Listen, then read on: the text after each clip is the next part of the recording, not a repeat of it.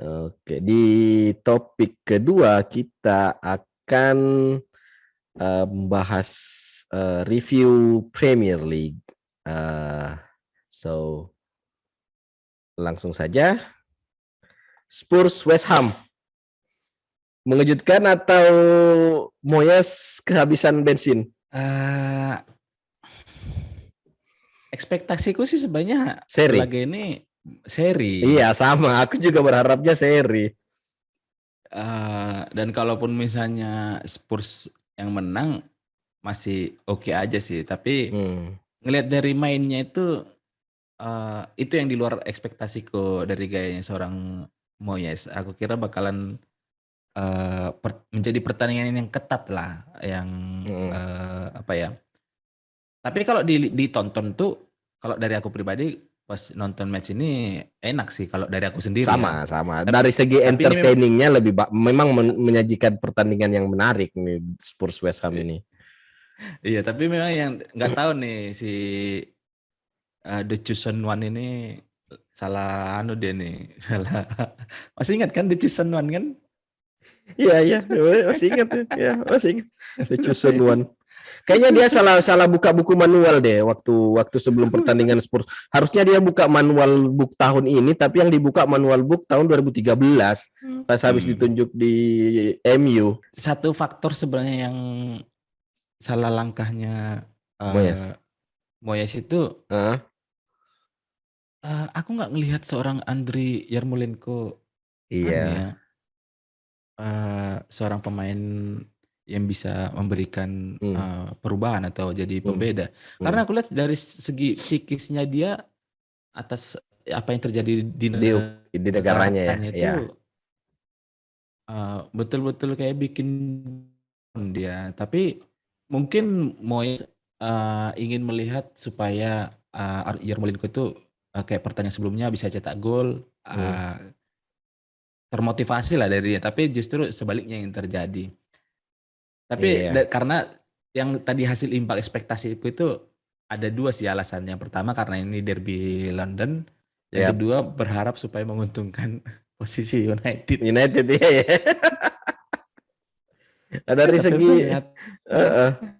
Dari segi pemilihan komposisi pemain juga sama ternyata mereka ya 3-4-2-1, 3-4-3 sih.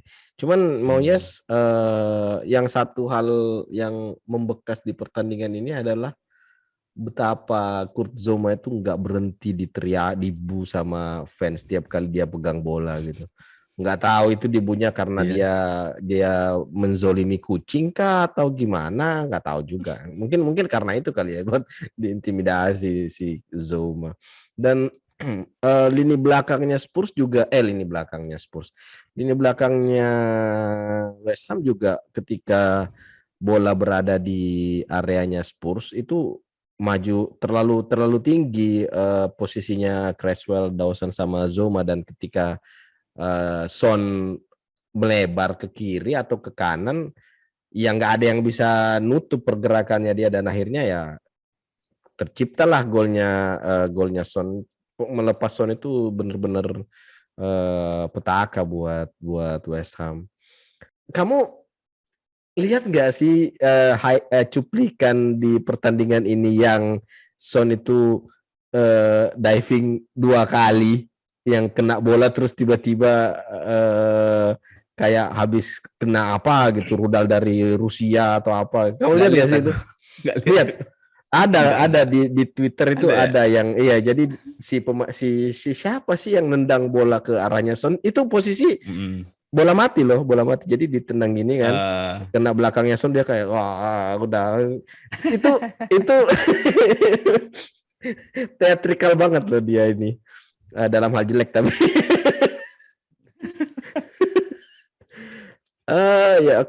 West Ham Leicester Brentford.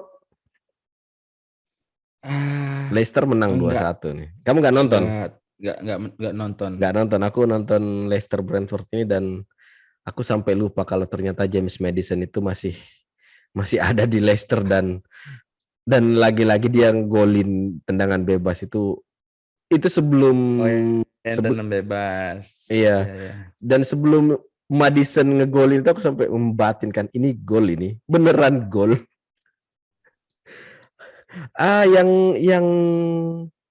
Yang menarik sebenarnya ini ya, Leeds Wolverhampton ya, yang Jesse Marsch menang lagi tuh setelah kalah ketinggalan 2-0 terus terus membalikkan kedudukan jadi 3-2 itu wah luar biasa sekali. Itu Bielsa di rumahnya gimana ya? Itu Leeds banget itu kalau aku lihat ya. Aku nggak nonton loh match itu. Aku nggak nonton sama sekali match itu. Mungkin kalau kamu bisa meyakinkan aku buat nonton replaynya selama 90 menit, aku akan nonton itu di Mola. Jadi kalau yang kulihat dari Leeds yang sekarang era dibandingkan dengan eranya Bielsa dengan yang Jason Marsch ini, dari segi yang apa ya, Leeds itu kan kita kenal itu punya terlalu filosofi gaya main itu kalau misalnya lagi mau merebut bola itu ya totalitas tuh ngerjarnya itu kan, ngubernya kan. Ke kanan bola ke kanan semua, ke kiri ke kiri. Kalau yang sekarang ini, kalau aku lihat mereka turunkan sedikit tuh temponya. Jadi memang supaya memanfaatkan stamina-nya nggak terlalu gampang habis. Tapi pada saat menyerang dia tetap sporadis tuh. Sisi kanan kiri itu tetap jalan dia. Jadi memang dari sisinya zamannya Bielsa, kalau yang aku lihat memang dari menit pertama pun mereka sudah terkuras tuh staminanya kan. Karena efeknya walaupun sepanjang 10 menit kelihatan semua pemain itu nggak ada yang kelihatan pegang pinggang, tetap juga efeknya adalah ruang terbuka itu semua kayak silahkan gitu kan. Nah, dieksploitasi gitu kan. Ya. Jadi jalan tol kan. Iya, silahkan gitu kan. Nah, yang sekarang ini sih aku lihat memang ya terutama di match-nya lawan Wolves yang terakhir kemarin ini ya. Ini Leeds banget nih karena atmosfer di lapangan itu antara pemain dengan penonton tuh betul-betul connect kalau yang aku lihat ya. Aku nggak tahu nih sebenarnya fansnya United yang di Manchester apa United yang di Om itu kamu beli kursi baru apa kamu tambahin tuh? Enggak, ini memang ada lampunya, cuman dari kemarin nggak tanya lain. Kira makanya kemarin nggak ada lampunya. Ini jadi kaum LGBT nih. LGBT dong. Ini ada remote-nya loh, bisa diganti-ganti warnanya. Cuman dari kemarin nggak tanya lain. Itu apa namanya Leeds yang Jesse Marsch berarti sebenarnya sama dengan Leeds-nya Bielsa, cuman staminanya lebih ditahan gitu ya, nggak langsung dikeluarkan dari menit awal gitu ya. Iya, kalau yang aku lihat sih. Dan satu walaupun sebenarnya di match pertamanya Jesse Marsch itu masih dimainkan siapa sih yang yang dari Barca tuh?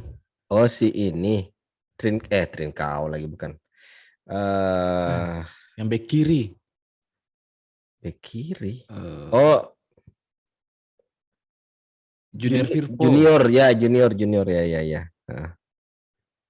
Kalau aku lihat sih memang apa ya, Bielsa menaruh harapan besar tapi justru di situ titik lemahnya Leeds karena memang ampas betul itu orang Junior Firpo itu, nggak jelas ininya, special ability-nya itu kayak nggak ada gitu. Tapi yang penting bisa lari. Iya. Kalau di match yang ini tuh nggak main dia tuh. Oh, jadi siapa yang gantiin Junior Firpo di kiri? Jadi Stuart Dallas digeser ke kiri. Oh, oke. Iya. Kemarin Bamford main nggak sih yang main ya? Sudah sembuh dari cedera berarti dia ya? Di match pertamanya Jesse Marsch kan nggak dimainkan memang Patrick Bamford, tapi yang di Wolves ini dimainkan dari menit pertama. Aku kalau walaupun diganti akhirnya. Kalau ada satu pemain Leeds yang entah kenapa aku suka sama pemain itu, nggak tahu ya, maksudnya sukanya karena ini pemain kayaknya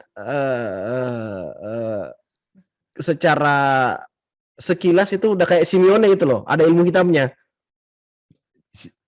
Aku tebak ya. Iya. Aku ada 2 nama, tapi semoga yang tebakan nama pertama itu udah siapa benar. Coba? Jack Harrison. Bukan Jack Harrison, bukan. Si nama Calvin kedua Phillips. siapa? Calvin Phillips, cuman itu sudah terlalu banyak yang lihat dark ilmu hitamnya kan. Ada satu lagi. Satu lagi, bentar. Ada satu lagi itu harusnya kamu tahu. Ada ilmu hitamnya. Iya, itu kalau pemain itu di lapangan udah kayak ada ilmu hitamnya pemain ini. Bukan Luke Ayling kan? Ya itu sudah.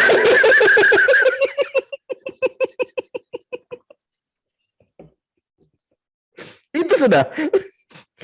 Memang ini pemain spesial siapa ya, kalau kita ingat matchnya lawan United itu yang di Old Trafford kalau nggak salah, yang gol tendangan jarak jauh. Iya, itu pemain itu, apalagi kalau dia udah berdiri di kanan dilewati lapangan tengah, ya udah siap-siap aja dia ngeluarin ilmu hitam. Ya itu sudah nggak muda lagi dia ini kan, Luke Ayling nih.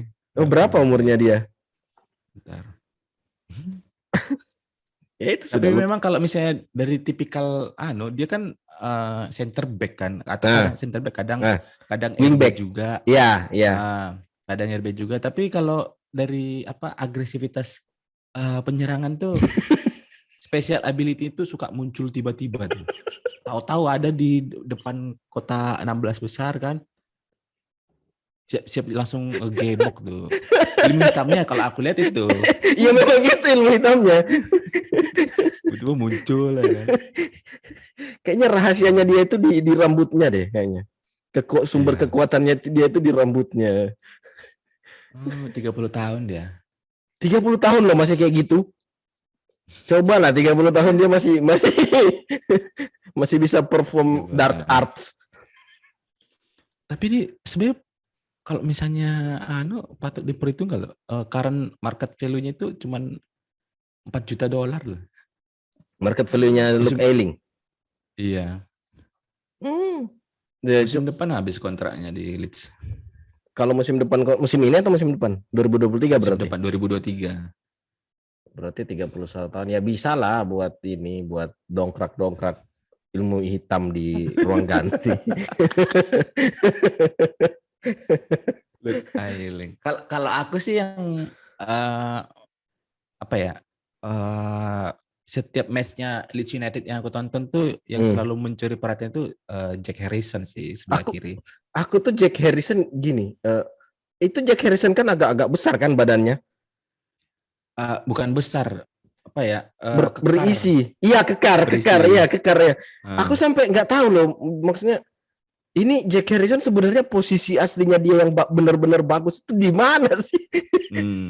Iya. Karena memang kalau misalnya dibilang dia sebenarnya kalau di secara taktikal formasi dia selalu jadi LMF kan, di 3 orang di belakang. Tapi memang kalau kita lihat di aktualnya dia itu biasanya lebih cenderung menjadi sosok pemain yang ngebuka buat fullback.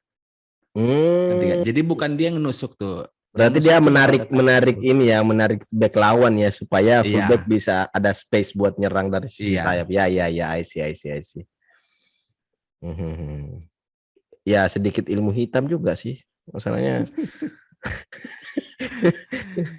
Yang kejutan sebenarnya aku sih ngelihat si Calvin Phillips ini kenapa jarang diturunkan. Padahal di Piala Dunia ya, yang terakhir Euro ya. Iya. Padahal di Euro bagus banget kan dia mainnya tuh.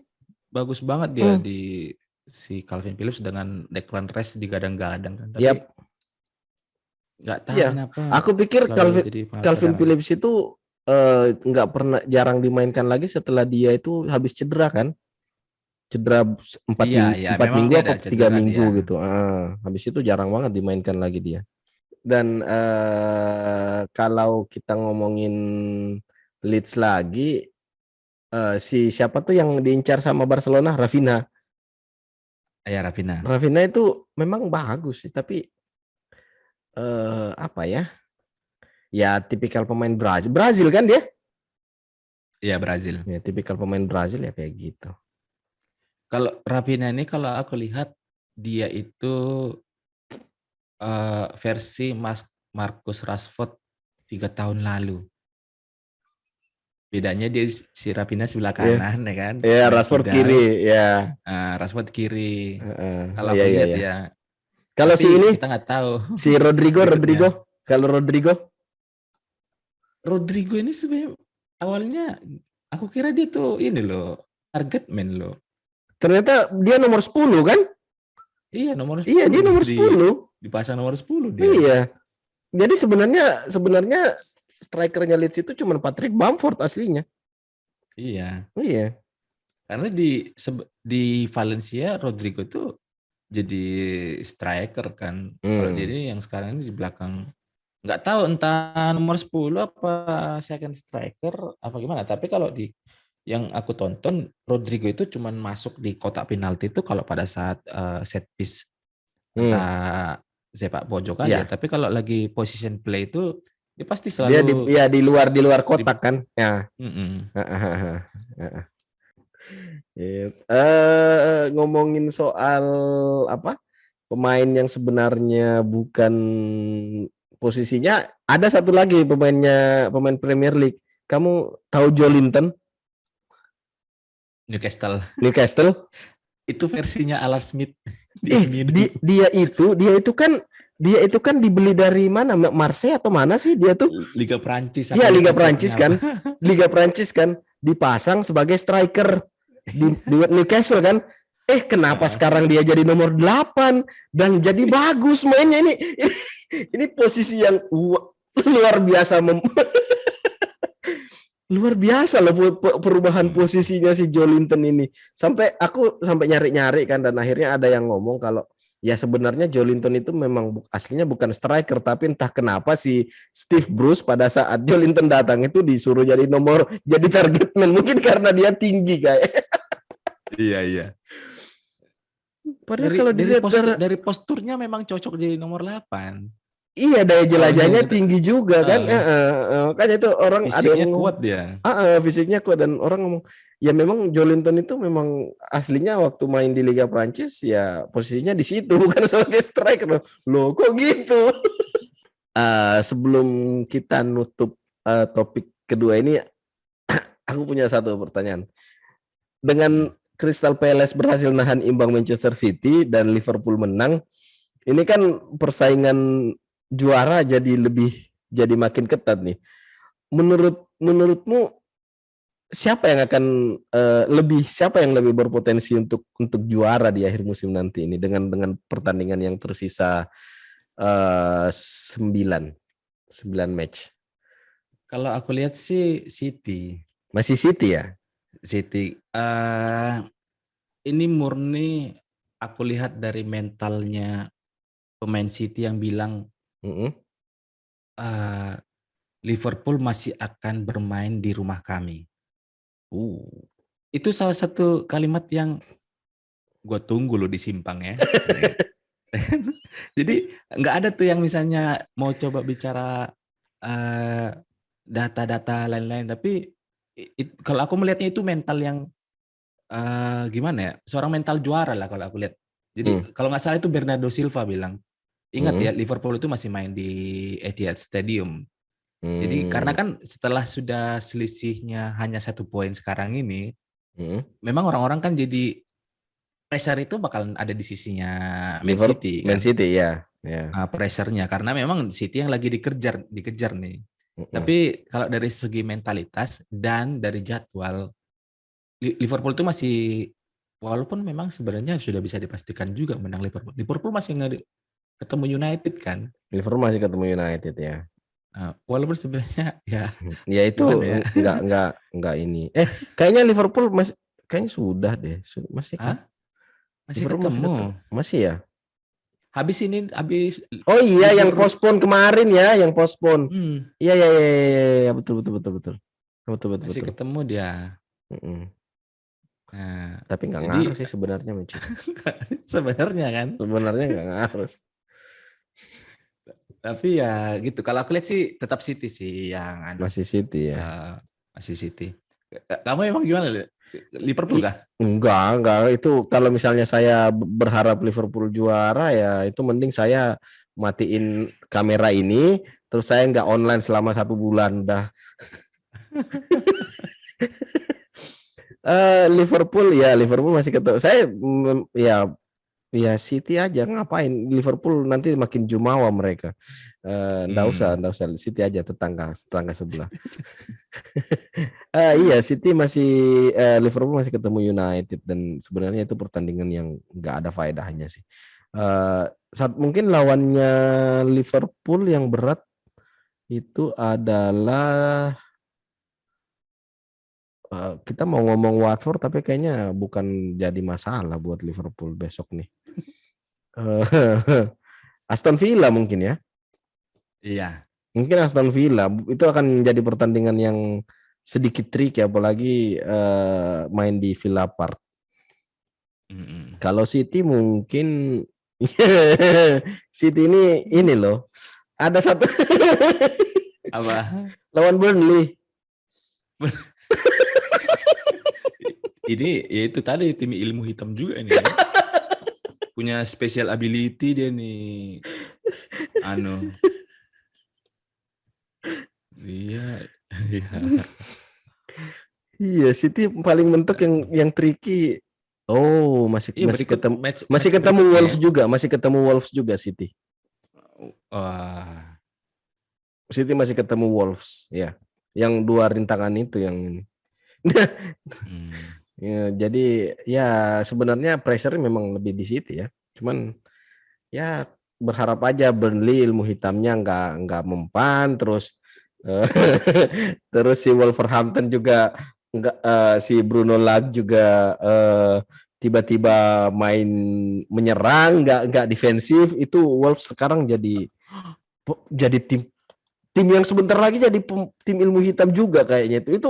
Itu tim kok kayaknya sampai bosen loh nonton Wolves yang sekarang dibanding Wolves-nya Nuno yang masih ada Adama itu. Ini kontras banget Wolves yang sekarang itu, ya Tuhan. Mumpung kita masih lagi ngebahas topik Liga Inggris nih. Sebelum kita pindah topik ke next topik. Jadi aku nggak tahu kamu ngikutin nggak di channel YouTube-nya Man United itu ada di posting satu video judulnya. Jadi ini diposting kemarin nih. Who will be Manchester United's next manager? Kalau kamu ngeliat ini gimana? Biasa aja tuh gimana? Itu channel official. Channel official. Official. Kenapa official bikin kayak gitu? Jadi kayak nggak nganggap, walaupun masih nih. Masih iya.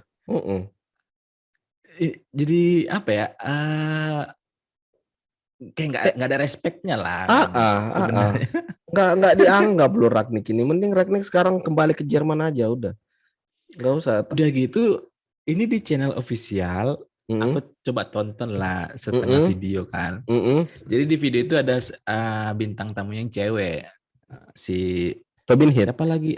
Andy Stewart Gardner apa Andy Stewart gitu yang ininya apa hostnya ditanya pilihannya, kamu mau United dilatih Erik ten Hag atau Pochettino gitu kan?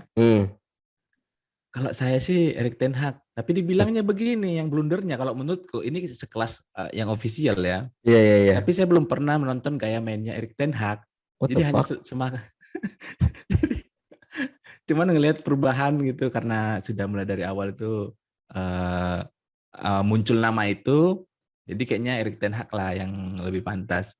Aku sih mungkin bisa jadi nggak yang mengikuti Erik ten Hag-nya Ajax juga sebenarnya. Iya. Cuman levelnya ini udah mau coba di-posting yang di channel resmi, ngomongin pelatih masih ada orang yang latih kan. Iya. Udah Aneh-aneh gitu aja. statementnya juga blunder ya kan. Kabar terbaru dari United yang antara dua nama ini katanya Ten Hag sudah sudah wawancara ya sama Richard Arnold atau siapalah itu. Nah, yang akhirnya bikin berita ini memang makin kencang itu karena Romano. Itu satu. Kemudian yang Fabrizio Romano itu karena Ya. katanya Rangnick itu udah kontak si Ten Hag. Erik ten Hag. Oh. Tapi itu dia, jadi nggak tahu ya, kalau dari Fabrizio Romano kan yang dibilang kan kira-kira gimana nanti musim depan, rencananya, plan-nya dari keuangannya bagaimana kan? Iya yang kayaknya memang kecenderungannya akan mengarah ke Ten Hag, dan apalagi setelah melihat PSG dan Pochettino kemarin kalah sama Monaco. Cuman saya sebenarnya pengen sih ada nama lain yang muncul ya di seperti yang kamu bilang kemarin di pot sebelumnya. Kalau nama lain ya mungkin Simeone kali aja MU bisa dapat sihir hitam lagi kayak 2017 kemarin kan. Kayaknya kecil deh. Tapi kayaknya sih nggak mungkin sih kalau aku memang kayaknya iya. Tapi menurutku kalau Simeone kayaknya memang dia sudah selayaknya sih menangani klub yang lebih besar kalau menurutku ya. Entah dia ke Italia atau nggak usah ke Inggris, bakal jadi bulan-bulanan media dia tuh. Berarti kalau misalnya pilihannya cuman mengerucut kedua nama itu, kamu lebih milih Ten Hag juga ya? Oh iya, sama kayak pot sebelum-sebelumnya ya. Cuman dari yang pemberitaan Fabrizio Romano itu sebenarnya agak bikin antusiasku berkurang karena yang pemberitaannya terkait budget plan-nya. Karena yang aku lihat sih sebenarnya MU nggak ada masalah terkait budget pembelian pemain. Kan sekelas misalnya mulai dari zamannya Pogba dibeli, Sancho, pemain-pemain mahal lah kan. Budget itu nggak ada masalah kalau menurutku. Ekspektasiku itu sebenarnya musim depan itu pemain-pemain yang punya nama besar tapi nggak guna, Ten Hag berani nendang tuh. Kalau aku sih misalnya harapanku ngelihat. Karena kalau misalnya Pogba masih di situ, Lingard masih di situ, kemudian mau didatangkan pemain dari luar gitu, hasilnya kan sama aja kalau menurutku. Iya. Jadi selain dari misalnya yang ada pemberitaan board-nya United yang jadi kambing hitam masalah United ini, sebenarnya memang culture di antara pemain itu yang harus dirubah, dan salah satu caranya kalau menurutku ya setengah pemain dari United yang sekarang ini ya dibuang tuh dibuang ya. Entah itu yang memang sudah free transfer musim ini atau yang masih bisa dijual kalau menurutku ya. Tapi memang yang agak di luar iniku pada saat yang pemberitaan Fabrizio Romano dibilang Erik ten Hag wanted to hear about Manchester United budget and plan for the future. Iya. MU itu nggak ada masalah budget kalau menurutku kan. Ada terus kok uangnya. Cuman itu tadi yang pemain-pemain yang masih saat ini. Nah, topik ketiga ini masih berkaitan dengan yang disebutin Median tadi. Jadi ini ada beberapa nama nih yang kontraknya akan habis. Jadi kita topik ini mungkin akan campur dengan topik-topik lain dan mungkin masih menarik buat dibahas meskipun hanya 2-3 menit. Terkait yang tadi ini United memang kalau katanya Median United nggak ada masalah di budget. Memang nggak ada masalah di budget. Persoalan yang menjadi masalah adalah yang punya budget itu belum tentu mau ngeluarin budget.